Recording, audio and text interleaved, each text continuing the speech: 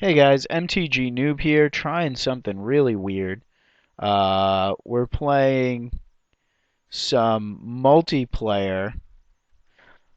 I guess it's two-headed giant, and I have no idea how to play this online. Want to give a shout out to David, who is on my team and who is helping me out by,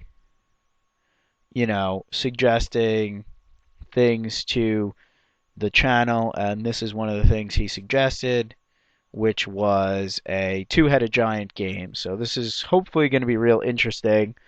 In case you don't know how to play two-headed giant, there's a few rules. You share life totals, and you get to see each other's hands and make decisions together. He's on a tokens list. Our opponent, one of them red 420, mulled to 5, and our other opponent is Halist something, I can't read that, and he kept his 7. So I played a Vault Scourge out. I have no other plays. My next turn play is a Glinthawk Idol.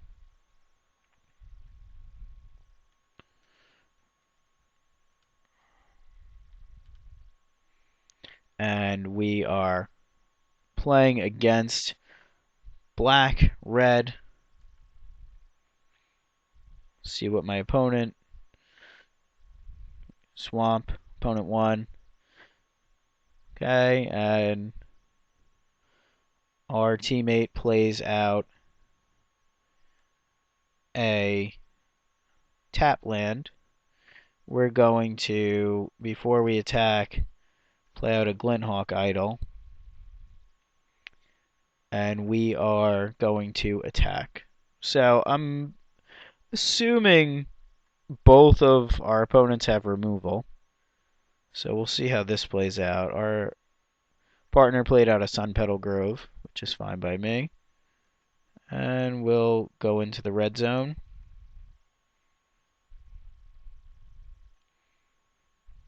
Okay.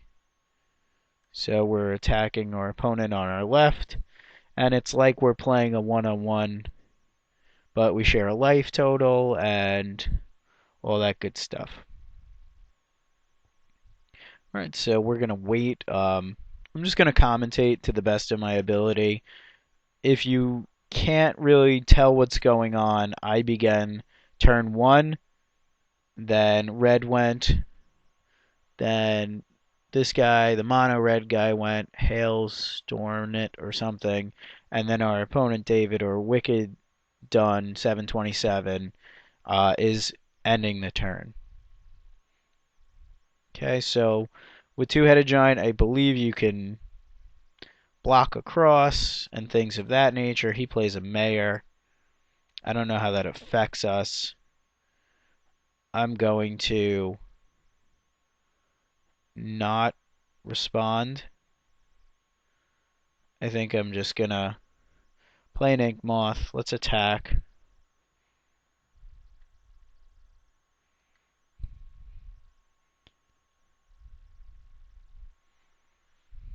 Okay.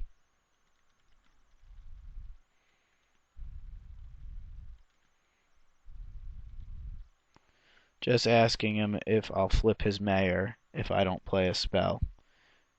I don't know how it works in two-headed giant. Ouch face. Incinerate our guy. Okay. Okay, so we're going to just swing. And we're going to play out our Glinthawk Idol because of the fact that our opponent just played an Incinerate. So it doesn't really matter if we play a spell or not. Okay, so we play out a spell, and we pass the turn.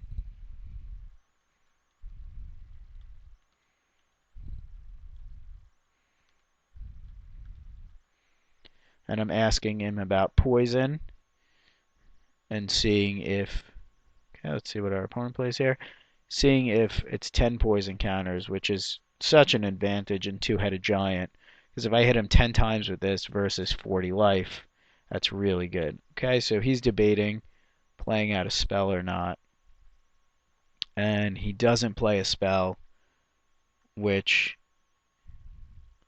allows our mayor to flip. Wish there was a better place. I'm gonna put this down here. Look at that. Bam. Look at that. How awesome that is. So our teammate is on, I guess, junk tokens. As you can see his hand, he's got a Sorin, he's got an Elspeth, and he's got some Lingering Souls. Okay, so his Hunt Pack Alpha just gets smoked. Our opponent is, red and black, and that really kills our guys. Alright, so he plays Lingering Souls, which is good. It's going to add to the aerial assault. And I have 2 lands, which is a little suspect. Hopefully we slam a steal really soon. That's a good one. We'll play it out.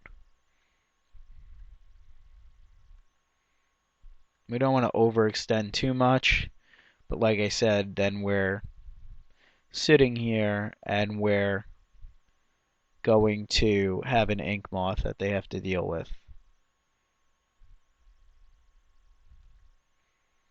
Okay.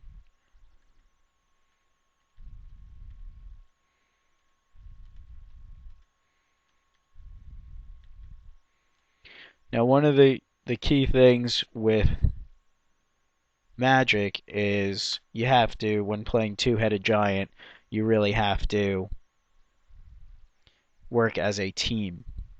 So right now I'm asking him if I should attack with Inkmoth Nexus, or if he thinks it's just going to get burned out. He says just play normally, so I will definitely attack this with this, and we'll go to town. I have a feeling our Inkmoth Nexus is going to die, but I guess it's better than everything else dying if we're trying to win with damage. But right now we're just trying to do both.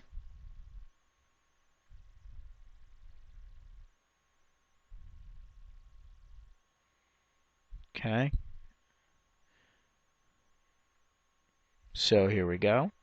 Got 1 poison going, and we're beating our opponents down to 35 life. Our Etch Champion. Okay, he's got his own Etch Champion, which doesn't really do anything. So maybe he's on like mono black Metalcraft.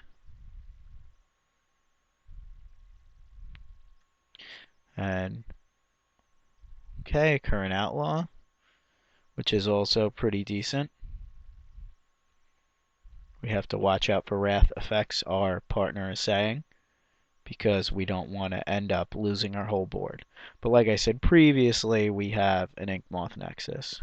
Okay, so I believe you're going to see some Planeswalker action here. So he's playing Sorin out, which I'm totally good with.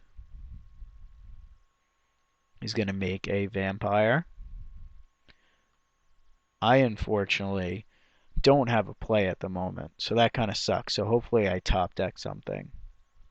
Because if not, then his outlaw over here is going to get to flip and become a 3/3 double strike.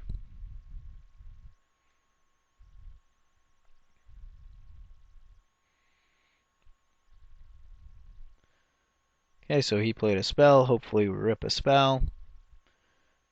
Okay, I don't really want to flip his guy. Let's activate our Inkmoth Nexus.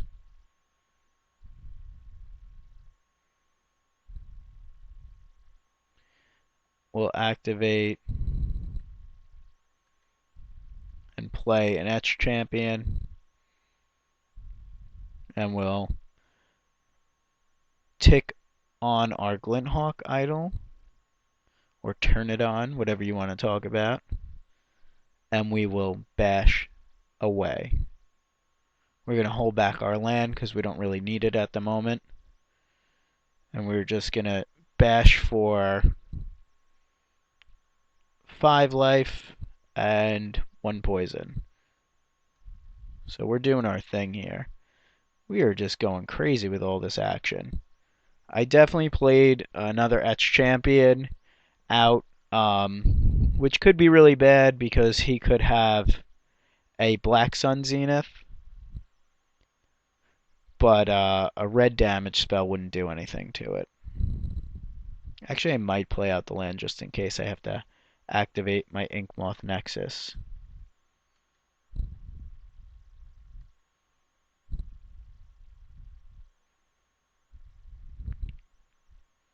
So this way it'll still gain Metalcraft. Okay, and we're just going to town here. We'll let that happen. Put him to 32, and we're going to pass. We're not going to play out the land. We're on the poison plan here. So he played out a blocker, and I shouldn't have, swung into it, but I don't want him to just have everything. Okay, Forge Master, that's fine. We have to make sure we don't swing in with our Etch Champion now, because our Etch Champion will not be able to get past a 3/5. But he doesn't have other artifacts at the moment, so I believe we're okay. What we do need to also keep in mind is that this opponent with the mountains over here is playing probably a ton of burn spells. So we got to keep that in mind. But we're doing our damage, getting our damage on.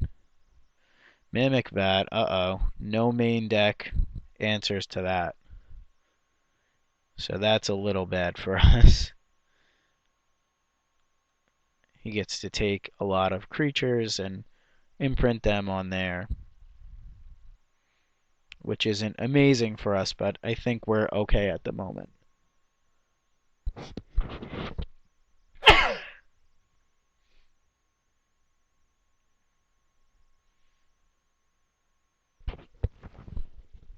Sorry about that. Big sneeze. Okay, big sneeze in the house.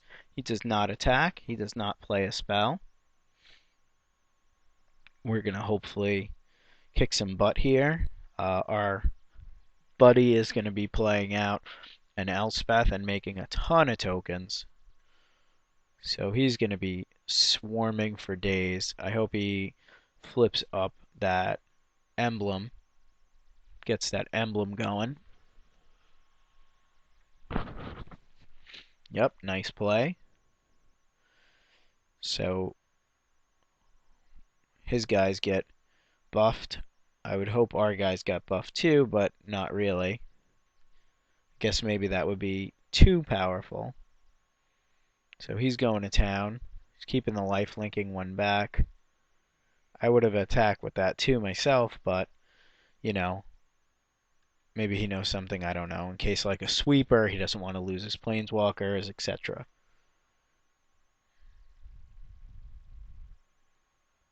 Oh yeah, he does know something I don't know. Duh, obviously. I didn't know this guy had first strike.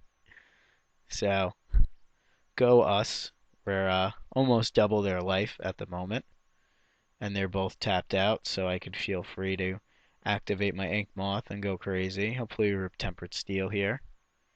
That would be very good. Our opponent still has some excellent cards in hand, and in his graveyard, I don't know if you notice, he still has Lingering Souls. Okay, Signal Pest, we will definitely play that. Let's play it out. Activate our Glinthawk. Holding back this sneaky planes in hand. We don't want our opponents to know what we're up to.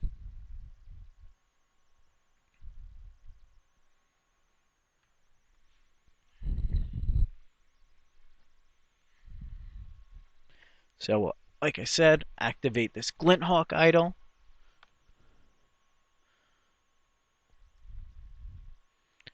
And we will bash away again.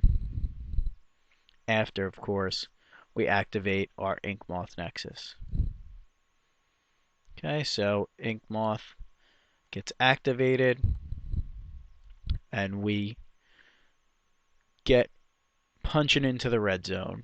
Remember, we don't want to attack with our Etched Champion this time, for the simple fact that he has colorless creatures on his side that could beat us up. Okay, did our opponent just drop? That's not very nice.